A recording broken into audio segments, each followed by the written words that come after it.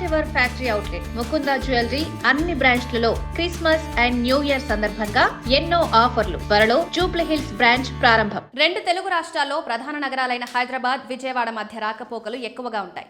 వాణిజ్యపరంగా కూడా ఈ మార్గం చాలా కీలకం. ఇప్పుడు ఈ రెండు నగరాల మధ్య ప్రయాణ సమయాన్ని తగ్గించేందుకు దక్షిణ మధ్య రైల్వే చర్యలు తీసుకుంటోంది.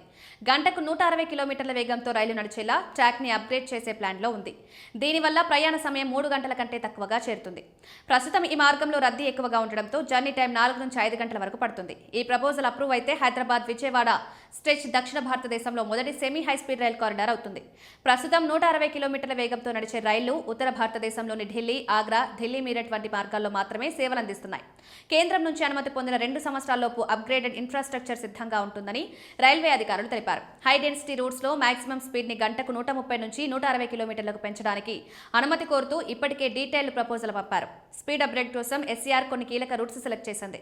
వీటిలో Secunderabad to Kazipet, Kazipet to Vizianagaram, Duvvada to Vijayawada, Vijayawada to Gudur ఉన్నాయి. ఈ కారిడార్లలో ఇప్పటికే వందే భారత్, దురంతో వంటి ప్రీమియం సర్వీసులు నడుస్తున్నాయి. ఇప్పటికే హెవీ ట్రాఫిక్ ను హ్యాండిల్ చేస్తున్న రూట్స్ ని సెలెక్ట్ చేశామని, అవి అధిక వేగానికి అనుకూలంగా ఉంటాయని అధికారులు తెలిపారు.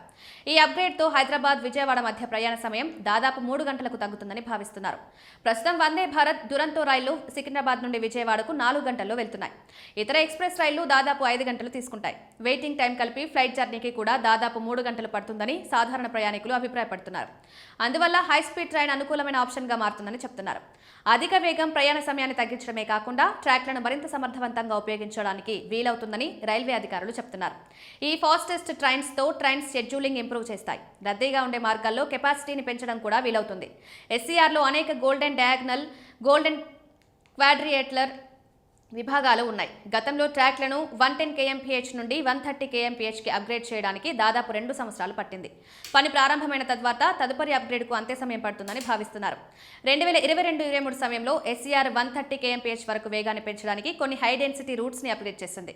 ఇది వందే భారత్, రాజధాని, దురంతో సర్వీసుల పనితీరును ఇంప్రూవ్ చేయడానికి ఉపయోగపడింది. ప్రస్తుతం 1834 కిలోమీటర్లు లేదా ఎస్సీఆర్ 6560 కిలోమీటర్ల రూట్లో దాదాపు 28% 130 kmph స్పీడ్ కి అనుగుణంగా ఉన్నాయి. 160 kmph స్పీడ్ హ్యాండిల్ చేయడానికి దాదాపు 2500 కిలోమీటర్ల కీలక మార్గాలను అప్గ్రేడ్ చేయాలని ప్లాన్ చేస్తున్నారు.